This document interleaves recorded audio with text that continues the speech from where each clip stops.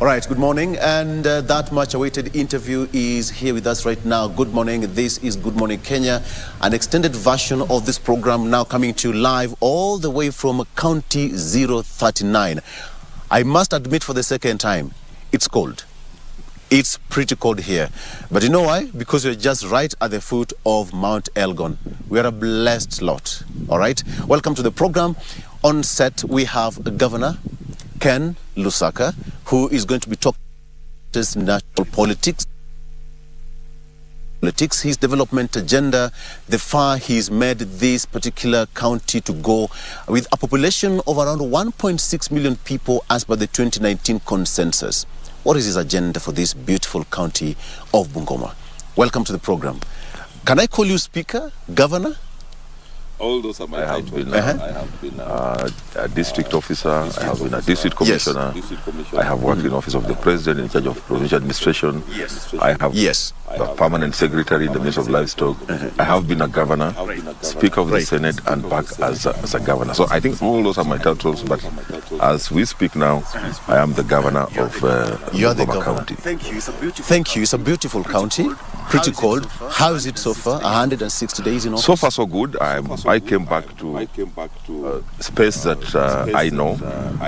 So far so good. Of course, a bit of challenges here and there, trying to realign what I want to do from the previous administration. Right.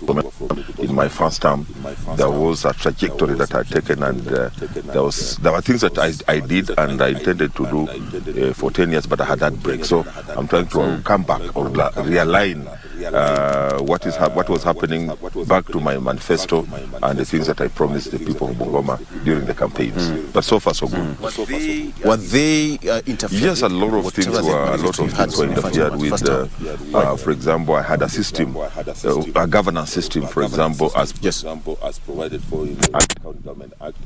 I had the sub-county administrators, the ward administrators. Of course, they put in the village administrators. But when they came, the county administrators, so I'm in the process of, again, reappointing village sub-county administrators, filling the gaps where we have ward administrators, and then also making sure that we get the right village administrators, because the village administrators that were recruited were never trained. Most of them were used for campaign purposes, so they don't even understand why they were recruited. That's why one of my first things I'm going to do is to train them and build their capacity for them to understand that the administrators are not politicians. Right. And this, of course, is going to go a long way, because, first of all, you have to go out of all the 9 sub-counties here and pick them. Whilst you're doing that, how do you balance, because Bungoma County is cosmopolitan in some sort of way, how do you balance them while you're doing your nomination, your appointment, and subsequent filling of those positions? You're right that Bungoma is a cosmopolitan. 5 main tribes. We have the Bukusus. We have the Bukusus, who are the majority. We have the Sabots. We have the Tachonis. We have the Tesos, and we have the Baturas. Like the Tesos and the others, these are considered the minorities. So even in my appointments, I have made sure that I cover all those sub-tribes, and then we have, of course, other tribes like the Kikuyus and others who have settled here. For example, my deputy governor is from the Sabot community. It's a lady from Mount Elgon. I have also, while recruiting the CCs, I have incorporated the Tachonis. The Baturas have also been accommodated in terms of. I ensure that I bring everybody on board, because why devolution came into place, one, if you look at the constitution, was to also accommodate the marginalized, people who are disadvantaged, for example, people living with the disabilities, the women. And the moment you leave those out, then they don't benefit from the fruits of devolution. So in my administration, in my first term, and even now, I have made sure that those factors are taken, they're taken care of. Right. Whilst you're doing your nomination, of course, you're filling those gaps. Have you factored in the 2,000 general? Yes, I have. If you don't know, Bungoma is a very litigious county. If you don't do that, the next day somebody will be in court to challenge your nomination. And that's why sometimes I take a bit of time. But I have factored in at all levels, people living with a disability, the youth, and the women. In my cabinet, that I have met that threshold. And in all the other appointments that we are making, I make sure that I achieve that to avoid litigation, to avoid being taken to court, because going through courts again just delays service delivery. Yes. You're the speaker of the Senate, and the debate of the 2000 rule is still a hard nut to crack, even as we speak. And even the president is also moving towards that, achieving the 2000 rule, even his appointment. The question is, how have you balanced that act so carefully so that you don't find people bring a lot of chaos going to court and stalling your appointment for the cabinet? It is normally the most difficult thing, especially in Bungoma. But I've managed to do that because one, you have to make sure, what I've done is there is representation from all the 9 sub-counties. There's a CC from all the 9. Since there are 10, sometimes I do what we call head hunting. When I want a specific, for example, I'm looking for a certain quality, for example, CC finance, because that's a very critical person that you need. So I have navigated very well and made sure that at least I meet the threshold. By looking at, for example, when I say I've picked somebody, say a person from education or agriculture, I'll say when there's a stalemate kind of, I'll call the leaders in the spirit of consultation. I'll call the leaders from that area and I tell them, for example, if it is Webuye East, I want a youth from this sub-county. So the youth, we must narrow down to that sub-county. So that's how I've done it. I'll call a leader and tell them, I want somebody with a disability from this particular area with these skills. So we try to make sure that we get somebody of that quality so that I get that balance. Because it's important, it's constitutional, and I don't want to go against the constitution or to be dragged into court. Yes. Before I get into development agenda, Governor, somebody would ask, why did you leave the work of the Senate, of the Speaker of the National Senate, and back to Bungoma County? What prompted that move? One, there was a lot of public. That's what politicians say. No. But if it was a lie, I would not have made it. So I think if it was a lie, I would not have made it. To be very sincere, there was a lot of public pressure. People compared. When we came in the first time in 2013, there was no comparison. We were like venturing into virgin land. Nobody had been a governor. Nobody had done devolution. So when they now compared what I did, the milestones that I had during my first term and my successor, I think people missed me, number one. Number two, due to that public demand and also my desire to serve people, because if you look at my background, I have been in administration all my life, in civil service.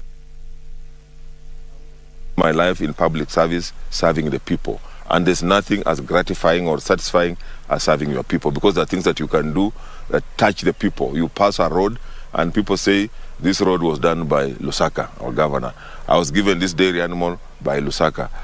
This health facility was built by Lusaka. You see, you touch people's lives directly. Senate was very good as a speaker. It gives you that national exposure. It gives you the international exposure.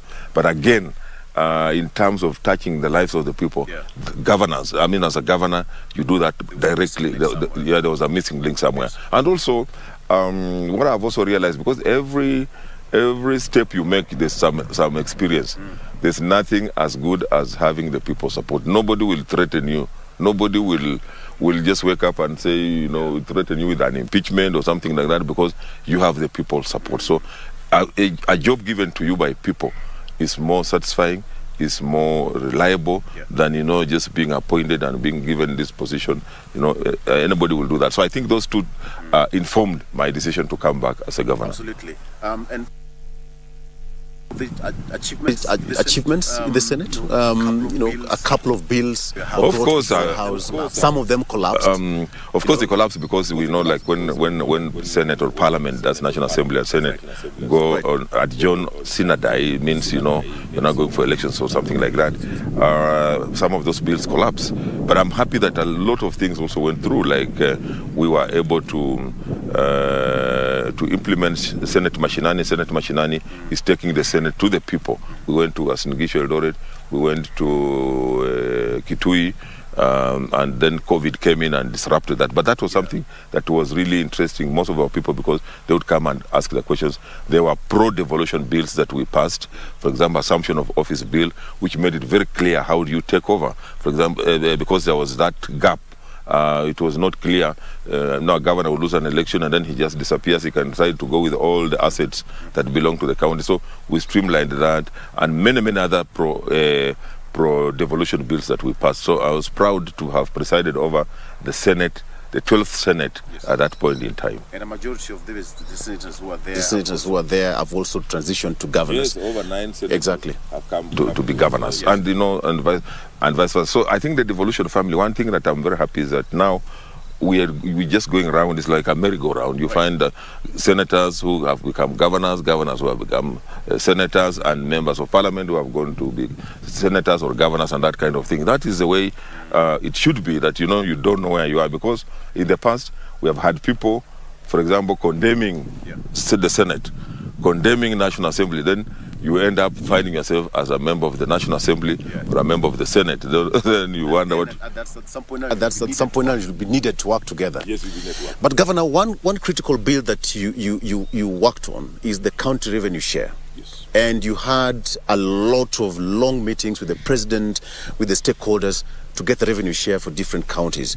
As we speak, some of the counties have not received their share for the last 3, 4, 5 months, thereabout. I don't know what's your stand for Bungoma County. Yeah, we have those challenges of resources. Even when we had a meeting at the summit last month, one of the sticky issues is the timely disbursement of funds to the counties.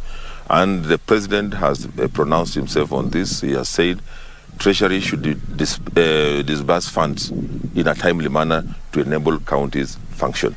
But we understand, of course, there have been these challenges of, that's why you have had the president emphasizing the issues of people paying taxes. Because I think there's been a challenge in terms of raising taxes, because it's through the taxes that we now get the shareable revenue coming to the counties. So there's been a bit of delay, which really interferes with the performance, because if the money doesn't come on time, then it delays our programs in terms of what we have planned to do. Sometimes it delays salaries, but we don't mind so much about salaries. But again, these are the people who are implementing the programs that we have. But the most important are, paying, for example, the contractors, paying those service providers to the county. So there's been a bit of delay, but we are happy that we can see some improvement. Unlike in the past, where I'm told the time I was away, it was taking even 2 or 3 months before funds are disbursed to the counties. But now there is some improvement, but we just want to urge the National Treasury to try their level best to disburse the funds to the counties in a timely manner, as stipulated in the Constitution. Because we don't hear of funds delaying in the national government, so why should that happen to the counties? With your experience from the Senate, what are some of the bottlenecks? Because at some point you'd go to the committees, do consultation with the Treasury, with the COG. What are some of the bottlenecks that actually delays the disbursement of these funds to the counties? One is I think the Treasury tries to balance. Try to get some of these funds, going to the national government, some programs that are ongoing, and sometimes just counties not being not given a priority in terms of the disbursement of the funds. And that's why we are saying that, when the counties are functioning, then the total aggregate as a country we perform, because Kenya is made up of counties. So if the counties are not working, then I can tell you for sure that the country will not be moving. And that's why it's important that counties function. So the bottleneck, sometimes you just find that maybe some people in Treasury don't give it a priority, as counties. But we have had a conversation. I think what is important is to sit. The political goodwill is also important, because we've seen in all the meetings that we have had with the president, for example, the summit, and we also have had informal sessions with the president. He has come out very clearly to say counties must be funded in a timely manner. So that political goodwill at the top, I think, plays a key role in ensuring that things happen and the counties are made to perform as expected. What is your expected revenue to be shared to the county from the 13 billion, but we are hoping that it will get even to 14 billion as Bungoma County. Remember, you asked me that question of the bill that fell 11 times, record 11 times in the Senate, and it was the hottest that I have ever handled. In fact, the House people threatened to physically fight, because when it comes to sharing revenue, it's a matter of life and death. Remember that the formula that had been brought on the floor of the House had proposed that some counties were going to lose revenue. And we were just getting into an election. So the senators were saying, how do you explain to your people? You will just be playing in the hands of your opponent to say, you presided over, you are a senator. At the time, your county lost money.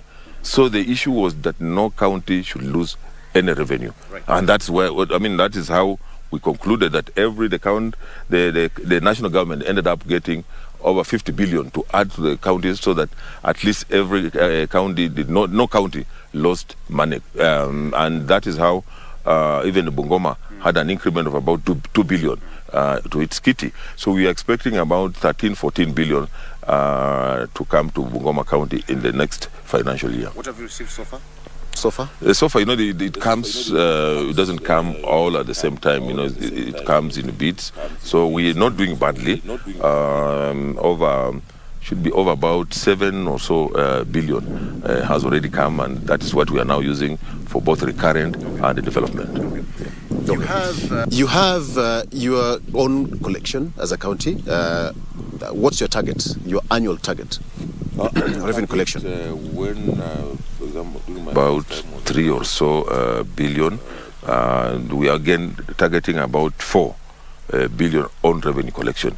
All we want to do is to improve, because there's a lot of pilferage, a lot of money being lost. So we have a revenue system. We are emphasizing a revenue system that will see all the money that is due to the county collected and banked safely. So we have minimized the manual collection, because people will collect, pay themselves, just give to the county government what they think should go there. And again, there are temptations, in these hard times. If somebody is collecting revenue and his child is at home, he has not paid fees, he will start by saying, let me take this money, I'll pay fees and refund. Then he ends up not refunding the money, or eventually he ends up just taking the money. So we have tightened, we want to seal all the loopholes, and we also want to review our revenue collection system, so that we seal all the loopholes. For example, if we want the taxes that are paid by, say, the matatus, the border, we want an efficient system where we get all the money. Because, again, what is going to save the counties, from my own experience, is own revenue collection. Because relying on shareable revenue that's coming from the national government, it will delay, it can be unreliable.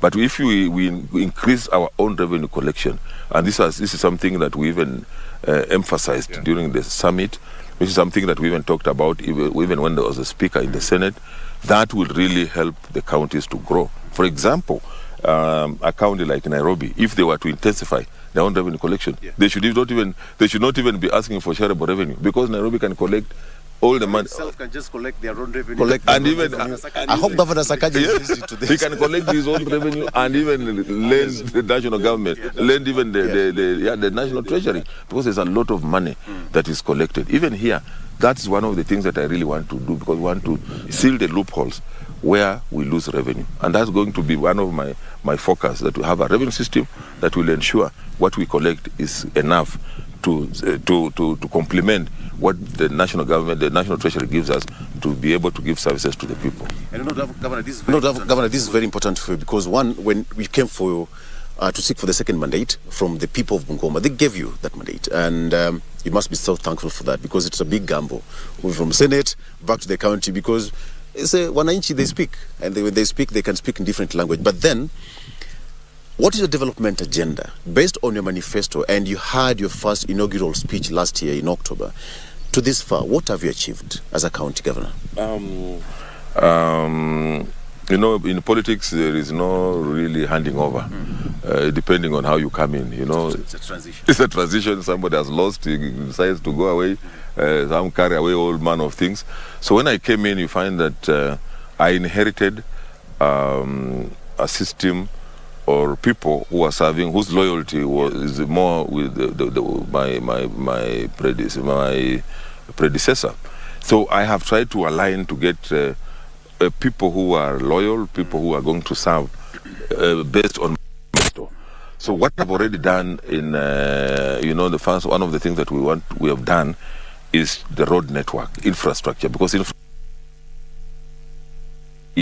advertised and awarded 23 roads. As we speak now, there's a lot of road work going on in the rural, in most of the sub-counties. Then we have also advertised 94 roads based on the wards.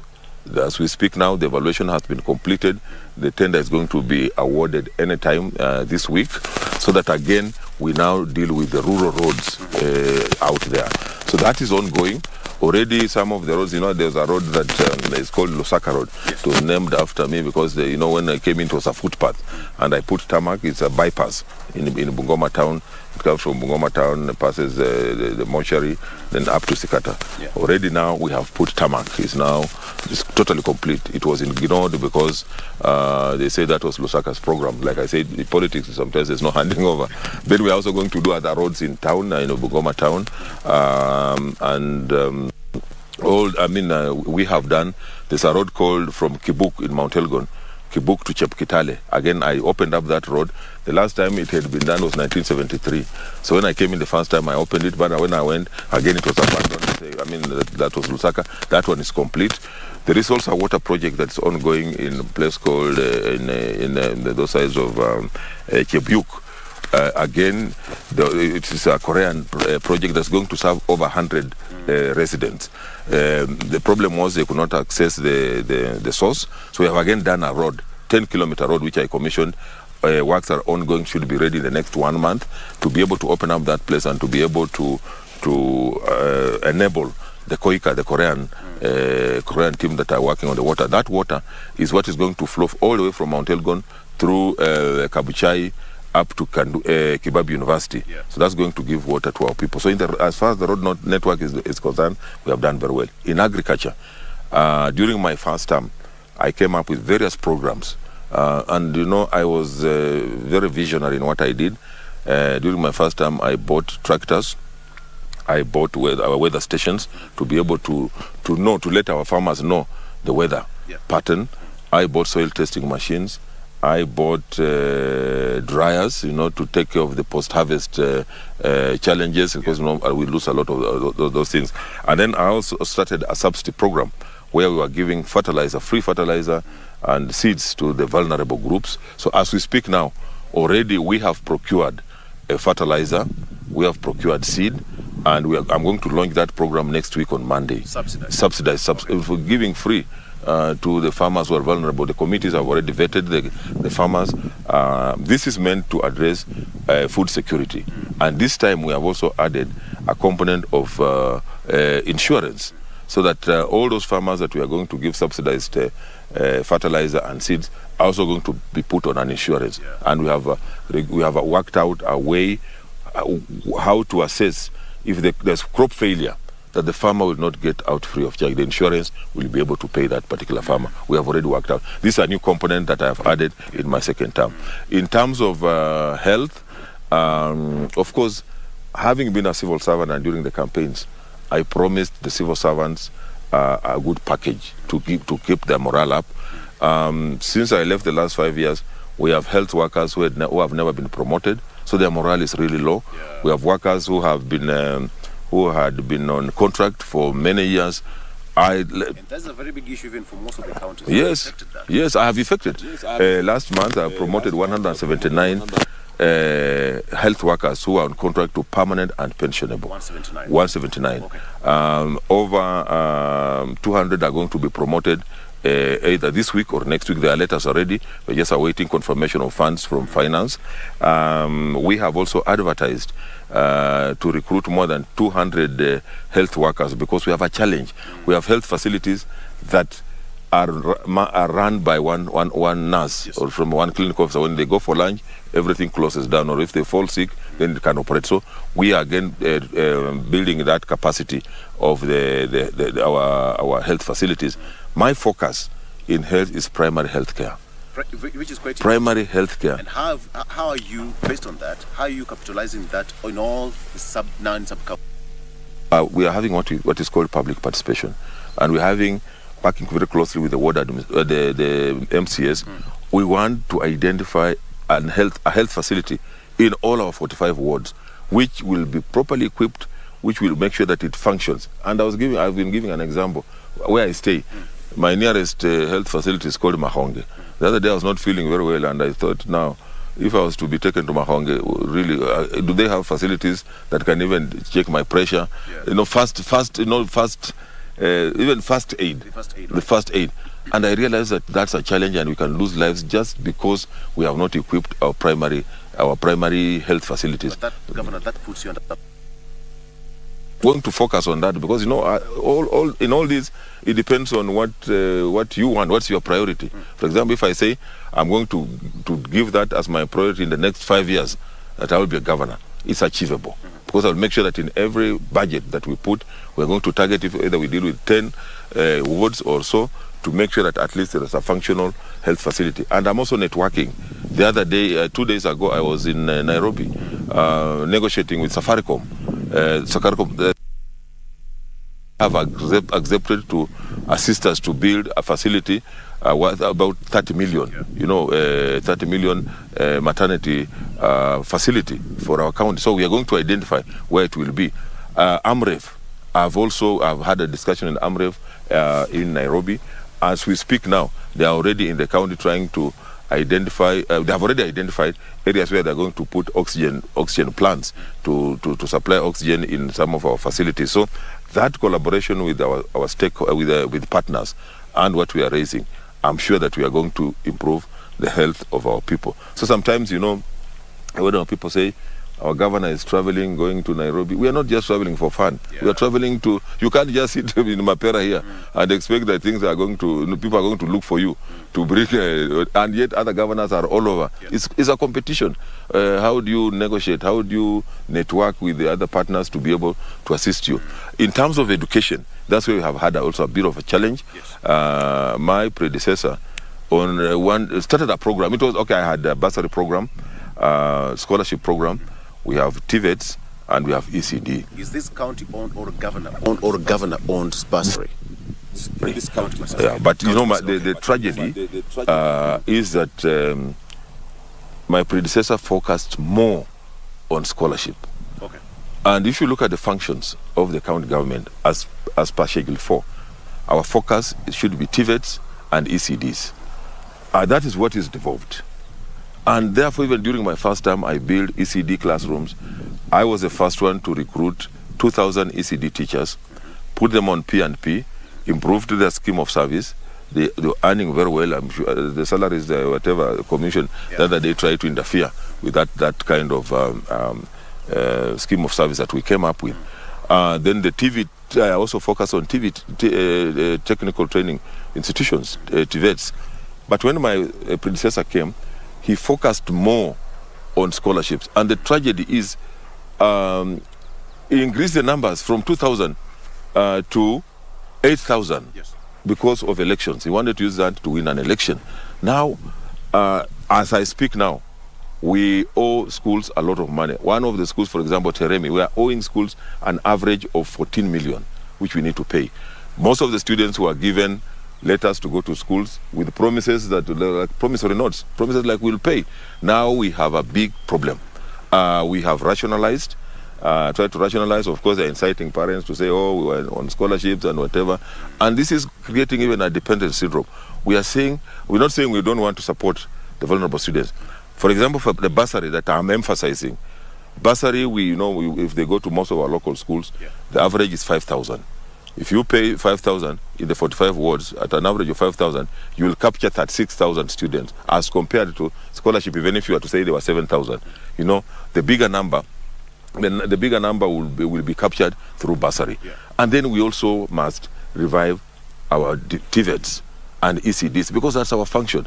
We cannot put a lot of money in a function that is not devolved. That will not be, because the bursaries, you see, we have members of the National Assembly also dispersing bursaries. Bursaries and scholarships.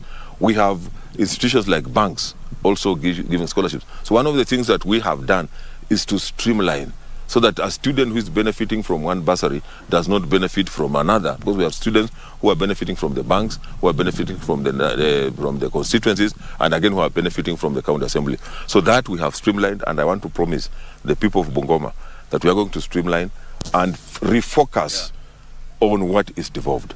And even if we are talking about scholarship, we want to take care of the really needy and poor. One of the things that I realized that some of the students who are benefiting, the parents who are able. A parent drives a Mercedes, goes to a school. That's not a poor parent. So we have streamlined that. In terms of water, we have also identified over 43 projects, water projects, that the tenders have been awarded. Work should be commencing anytime, so that our people have access to clean water.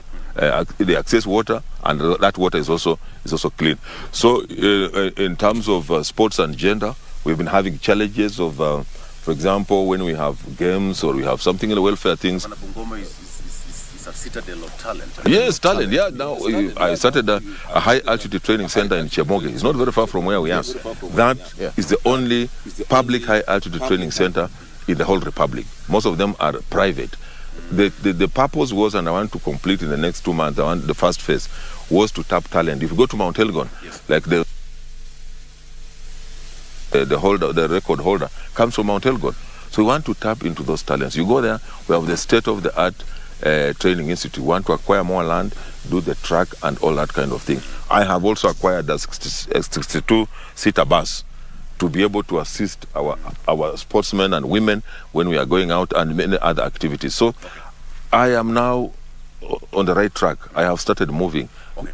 Governor, when you talk about development and all these things, one thing somebody will ask you,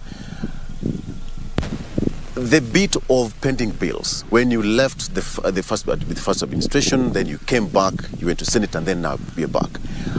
I would assume that when you're leaving, you had pending bills, which was carried over by your predecessor, and then now you're back. How are you dealing with the case of pending bills in the county right now?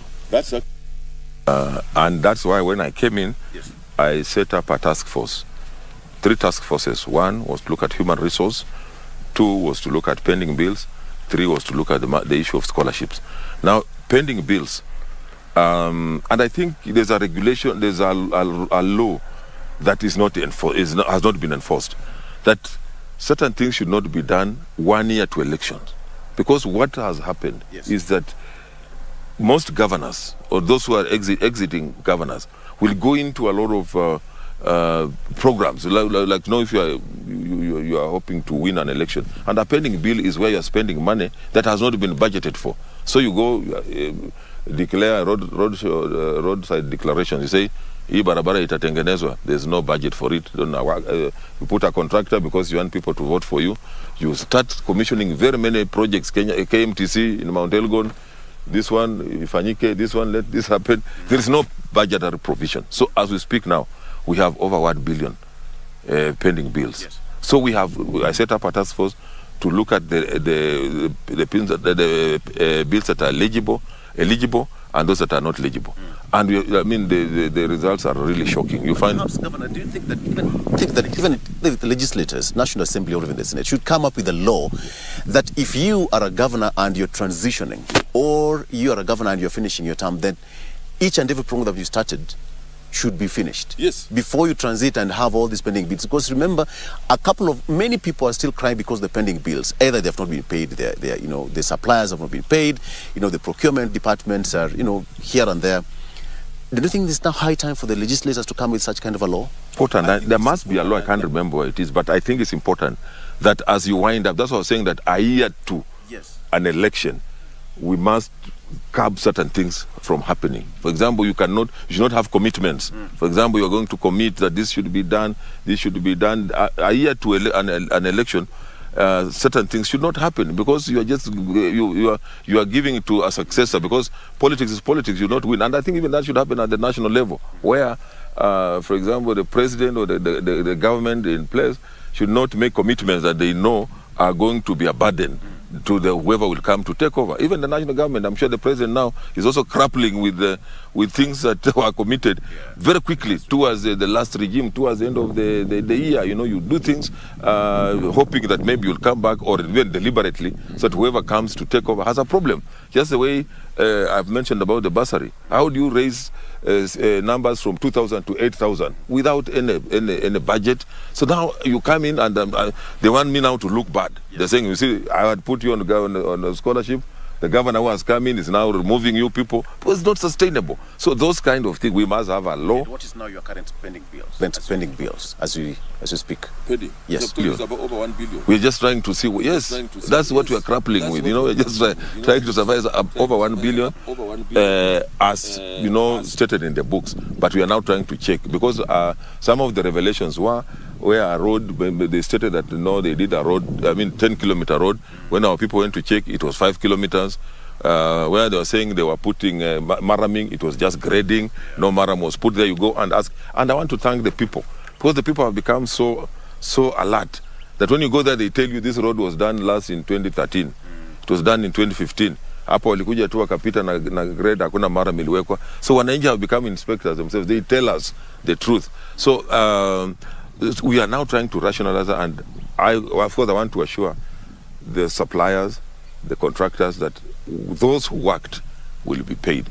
But where we find that there was cheating, I can tell you I will not pay what was not done, because wananchi will also tell us there must be value for money of our people, but we can't just have and you know now people are trying to make quick money to go for campaigns, and that's why that law will be very important.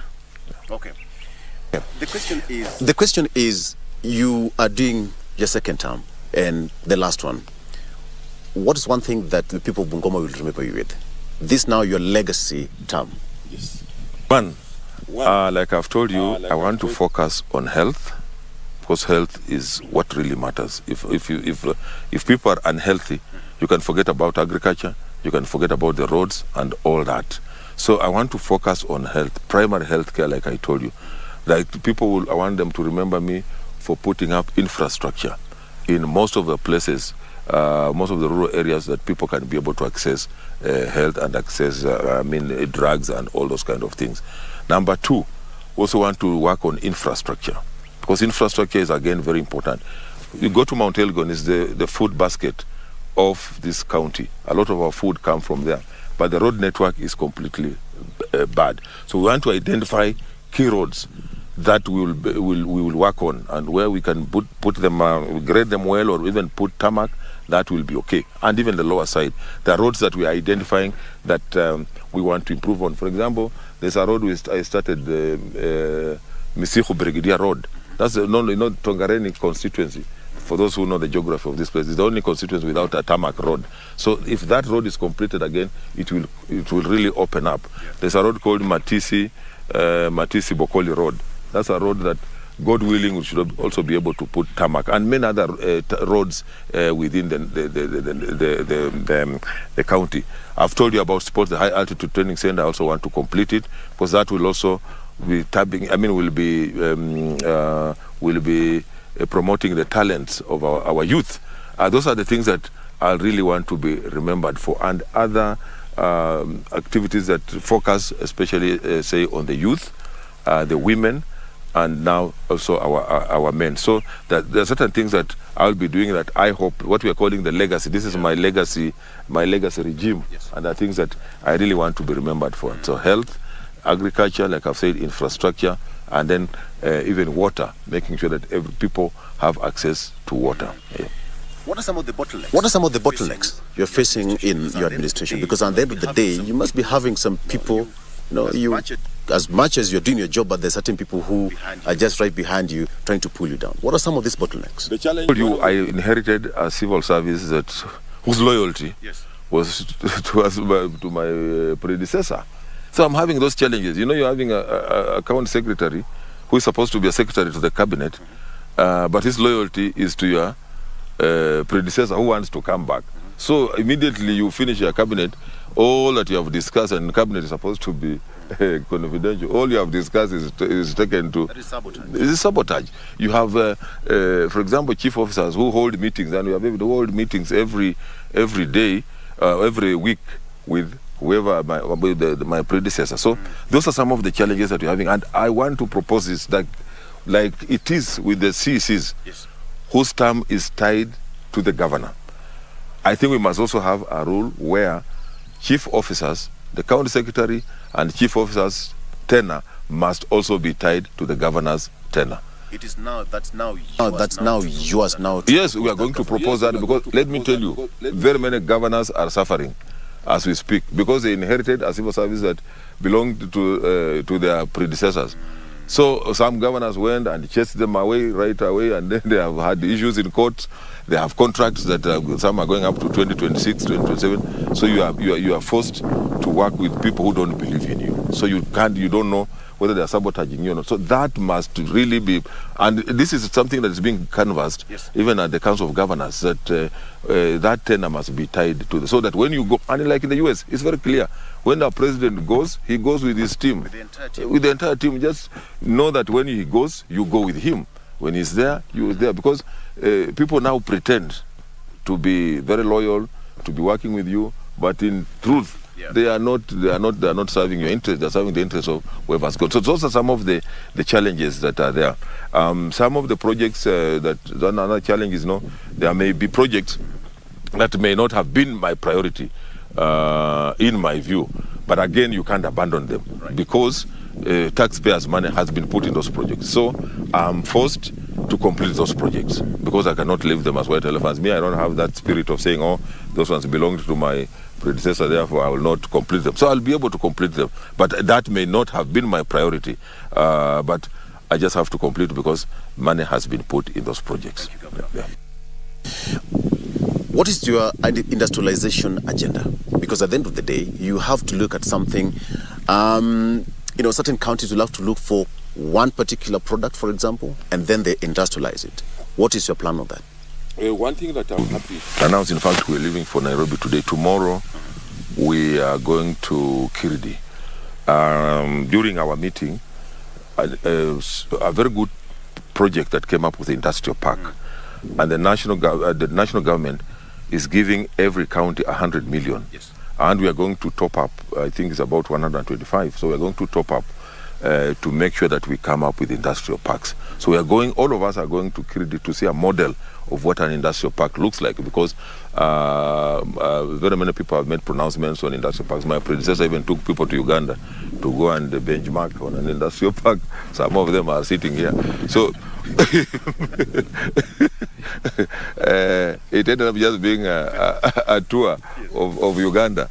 Nothing came out. So we really want to see a model, a functional industrial park, so that we now, as a country or counties, we are reading from the same page. But for me also, I would want to emphasize value addition, because with the last mile, with the power going to the villages, I want to emphasize cottage industries. The cottage industries are going to support our youth. They're going to support most of our people. So that instead of, for example, just selling raw tomatoes, you can make tomato sauce. That's value addition. If we can have that in Kimilili, Tongareni, Mount Elgon, that will create employment, and it will also add value to the products that we are having. So that at the end of the day, and that is my dream, that even if I exit as a governor, but many years to come, that no product should leave Bungoma unprocessed. We need to add value. So instead of selling, like I've said, raw potatoes, we want to see tomato sauce, tomato paste written made in Chwele, like the slaughterhouse, the chicken slaughterhouse that I brought when I was a permanent secretary, and improved it when I was a governor. Of course, it's not complete. It's not totally complete, but it's now functional, and I want to complete it by the next year. It will be fully operational. We are now having packed chicken from Chwele. I hope you know where Chwele is. Chwele. Yeah, you can go. You can go and see. We are packaging it. Slaughtering chicken, feathering, then chopping it into the different parts and packaging it, and then you can now go to the supermarket and get chicken made from Chwele in Bungoma.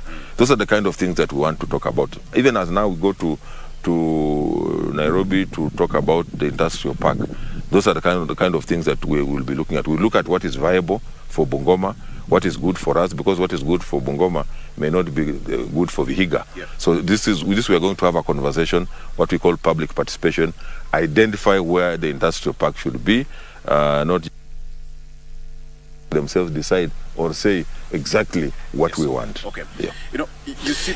You sit in the Lake Region Economic Bloc. Actually, the vice chair. You're the vice chair. Yes. What are some of the gains that you've made as a, because the common man should want to see the block, the counties forming the block, they want to see some kind of visible changes and improvements and even achievements. As a county, what is your mandate in the block? In the block Of infrastructure. Unfortunately, my predecessor was the chair, but he never attended any of those meetings, or if he attended, he was a silent listener to every conversation. But he never made a real impact in it. But I think we're having a conversation with some partners, especially India. They want to come up with some infrastructure. We have the matters of health. I know Kisi is running away with health. We are running away with the Kisumu is trying to look at the a railway system, the intercity kind of railway. We are, and as a chair, we're also looking at how we can improve the road network so that we can benefit as a region. How can we improve our road network? So I think I am just okay. We started it when I was during my first term. I went for the 5-year break. I have come back.